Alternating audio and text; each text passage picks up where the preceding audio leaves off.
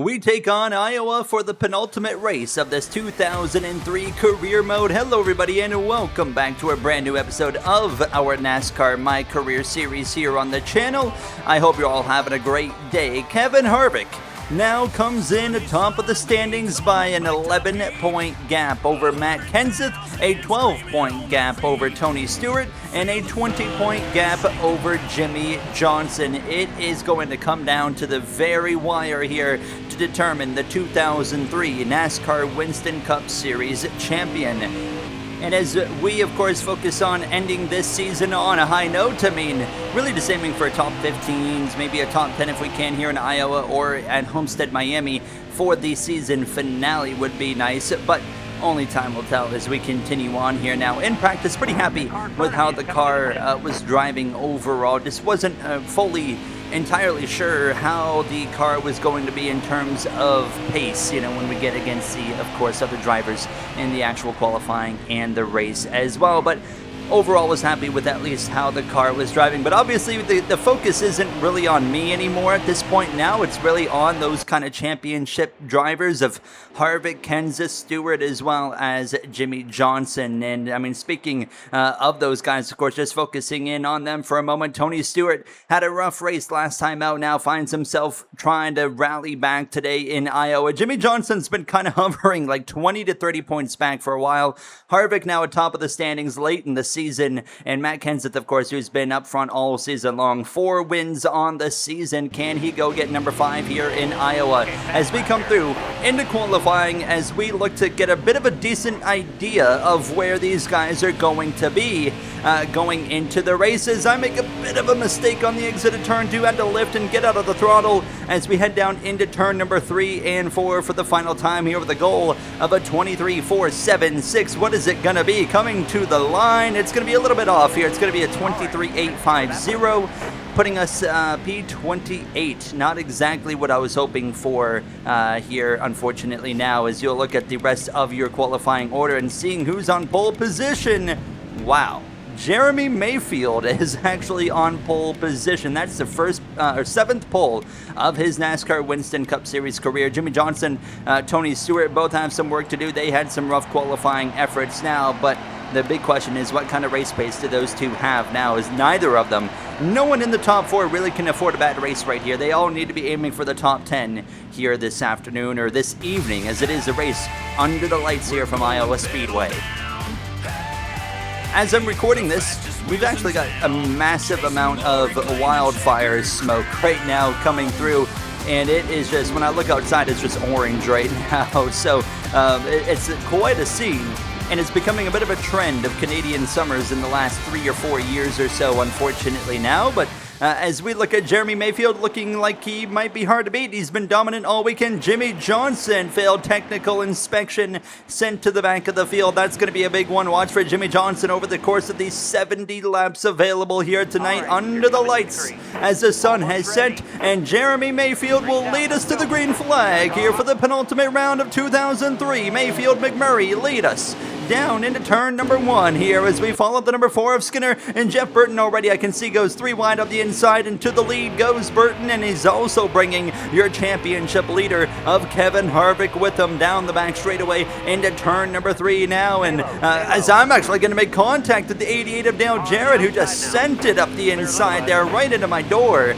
as we immediately find ourselves still actually P28 as we complete this opening lap. Not exactly how I kind of envisioned this opening lap being completed right there, but I mean, we're going to continue to just run the bottom. This is a pretty bottom heavy track. You'll see the AI, they can kind of make other lanes work a little bit, but for myself, the inside is really the only option you have. You want to be right against that yellow line by the time you hit the center of the corner, and just continue to wrap that line in both ends of the racetrack. Now is a 70 lap race, as well as not a lot of time here in Iowa. This is definitely one of the shorter races on the calendar, so that's going to make Jimmy Johnson's scenario, for example, a lot more stressful. He's got a lot more work to do with less time on the table here. Now it's the 88 of Dale Jarrett's actually run me back down after going for that big slide at the end of lap 1. And on lap 6, he goes through into P26 as we drop down to 27th. Jeff Burton continues to lead in these opening laps of this race right now as we continue on here and just trying to get a feel for this car, see where I need to go with it now, as it looks like we're going to have an opportunity here to make a pass on Mike Skinner as we roll through 3 and 4. There we go, up into P26. I see John Andretti up there in 25th. Feel like we should be able to run him down pretty quick as well. And as well, speaking of someone running me down quick, Jimmy Johnson behind us. Well, come to lap 12, he was already here, and he's making a move to my inside. New leader, the number 17 of Matt Kenseth, now out in front, of course, second in the standings, 11 points behind Kevin Harvick. Jimmy Johnson was very quickly working his way throughout the field, so I feel like Jimmy Johnson is going to be a genuine threat here tonight now, throughout the rest of this race. Now he's just going to continue to slowly but surely work his way forward as we are getting a little bit closer here to John Andretti, looking for some adjustments. So I felt like the car was a little bit too loose, and usually it's the other way around. Usually I'm too tight, but I was a little bit too loose here, kind of in the middle part, kind of getting closer to the longer run here. And you can see I actually eventually end up losing time. I had to be so patient on the throttle, and I was really kind of chasing the car around on the exit of turn number 4. So that was becoming a problem here with 53 laps to go in this race. And now it's just like, okay, let's just wait till that pit stop and hope that maybe a caution's going to come out before we go a lap down, because Mike Kenseth setting quite a pace, and we got a crash in front of us.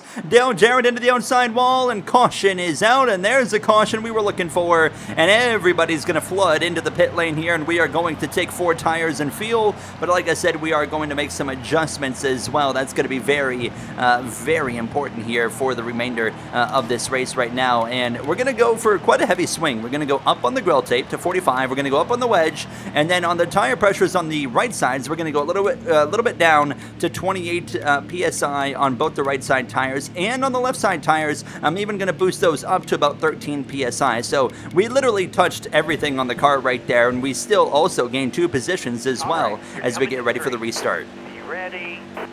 And here we go.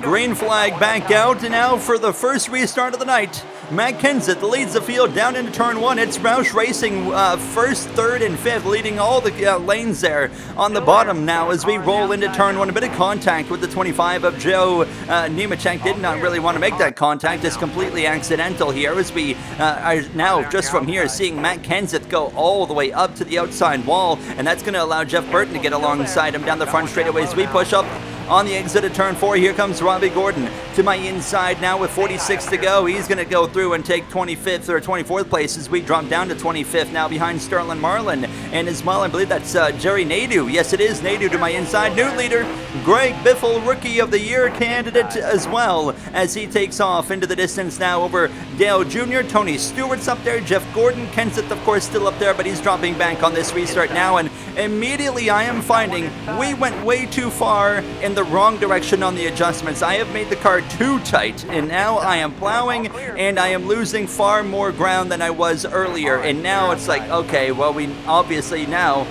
need another caution, because we're going to be losing just on the time. So it's just not a good situation, and obviously I went too tight. We're going to have to make some adjustments to free this car up even more now as Dale Earnhardt Jr. actually takes over the lead of this race here. Now come lap 28 at this point, we got Dave Blaney here in the number 77 just behind us as we exit turn 4, and we got a crash. Nadeau's around right in front of us. We avoid him. Caution is out, and that is the caution that we needed, because we, as everyone else stays out, we are going to come into the pits here and get some tires, get some fuel again, but mainly, of course, we're going to get some adjustments into this number 21 Motorcraft Ford Taurus. So I would make us a little bit looser as Dale Jr., Tony Stewart, lead the field back to the green flag here as we get rolling once more now, and it's going to be less than 40 laps to go already. Going to get aggressive on this restart. We should be able to work our way forward pretty well, because now, you know, we've got a tire advantage. Obviously not a huge tire advantage, but enough of an advantage to where it is going to make a difference here as we continue on down the back straightaway into turn number 3. And immediately, I mean, we're already gaining almost 10 positions on this opening lap since the restart, so really looking competitive here now as we come to lap 33 just behind Todd Bodine here as he's going to go all the way up to the wall. Jeff Gordon now goes to the lead of this race now, still looking for his second win on the season is that number 24 team as we head down the back straightaway now. Fast forward to lap 34, Greg Biffle to the lead as I am finding myself 3 wide in the middle between Waltrip on the inside, Marlin on the outside. I'm going to check up early and get in behind both of them as we continue. And just up in front of us, you can see the pair of Dodges for the Evernham team of both Bill Elliott and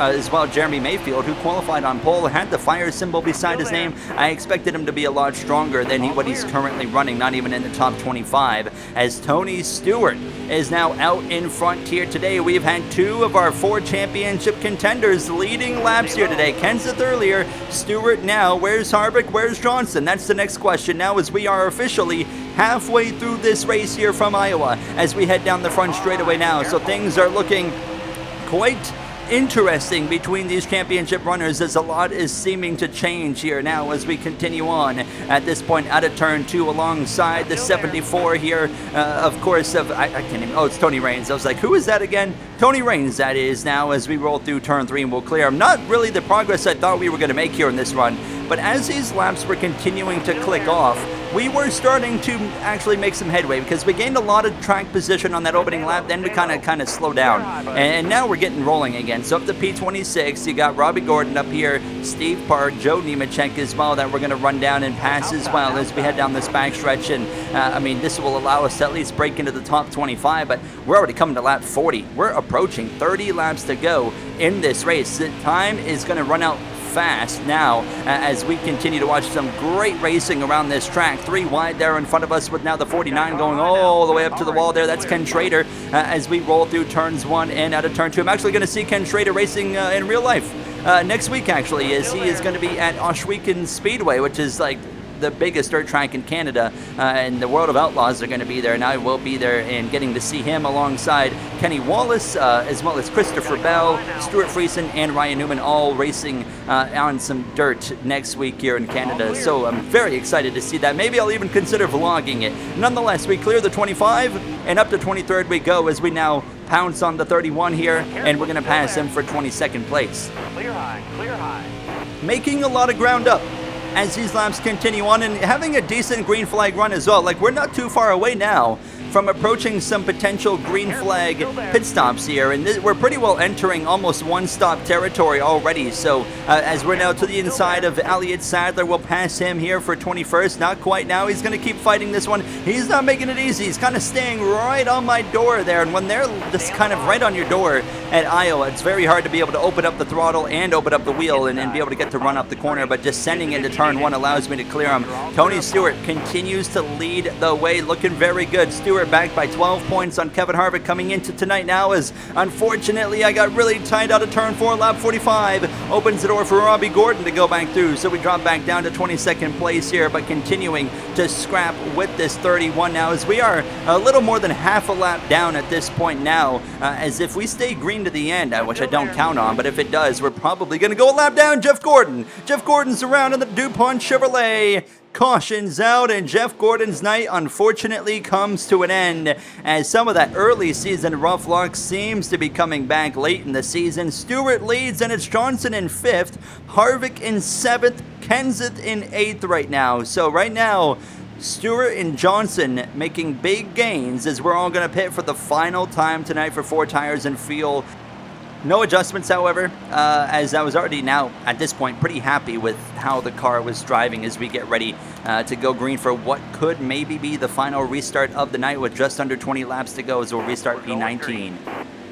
Be ready. Tony Stewart leads us back to green alongside his teammate of Bobby Labonte. Now as we kick off, 19 laps to go, we're going to get aggressive here to the inside of the 42 Chip Ganassi driver of Jamie McMurray here as we look to the inside of the 6 of Mark Martin. A bit of contact there as we head down this back straightaway towards turn number 3, and Stewart takes off now with Burton following, Johnson as well just behind him. Matt Kenseth up there in the conversation as well. Kevin Harvick right now of the 4 championship contenders and the championship leader is running the worst, which, you know, for me, that's kind of what you want to see, because it's setting up an incredible season finale if he finishes worse than the other 3. So, I mean, bias aside, it kind of would be cool if that's how it ended, but we got a lot of racing to go. And now Jimmy Johnson's actually to the inside, right on the back of Tony Stewart now, and obviously we've had 2 of the championship contenders lead today and make that 3 because Jimmy Johnson goes to the lead here from Iowa now, and everyone but Kevin Harvick, a part of the championship conversation,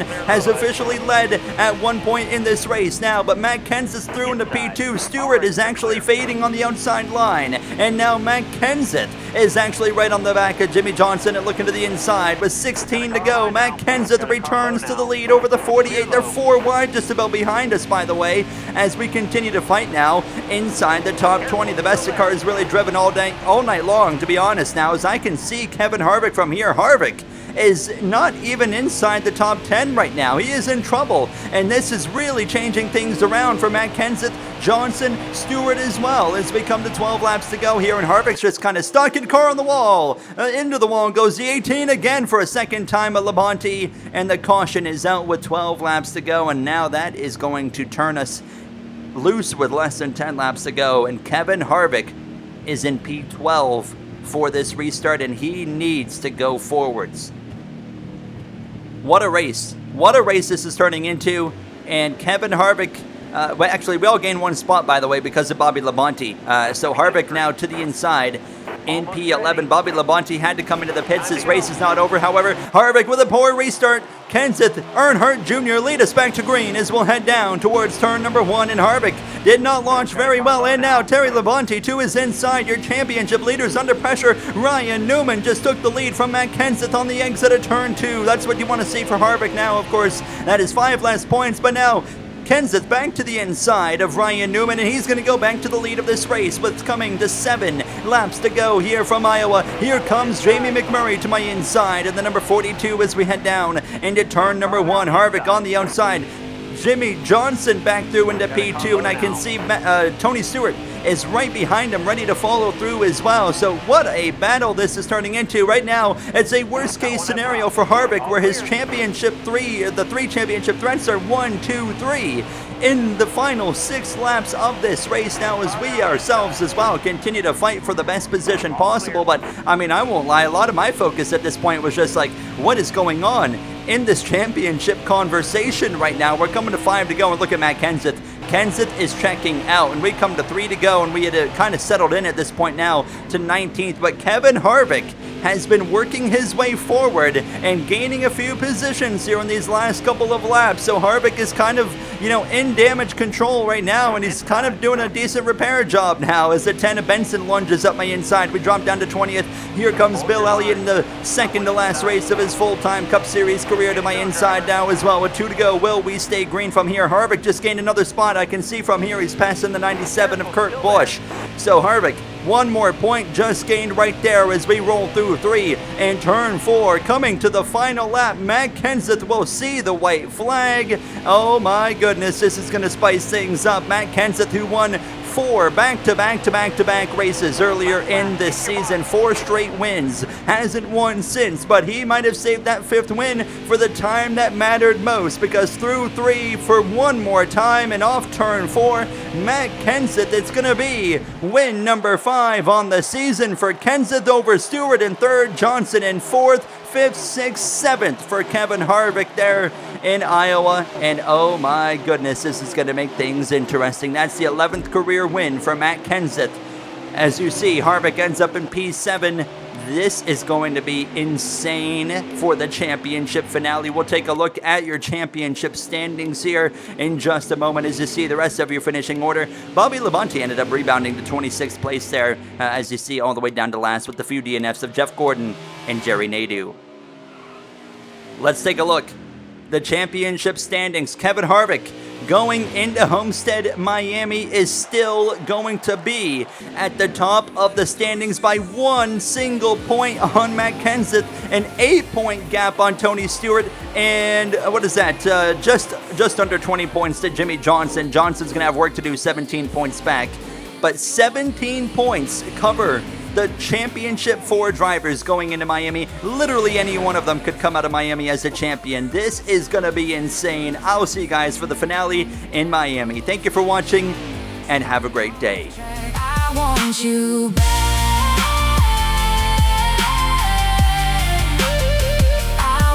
you back.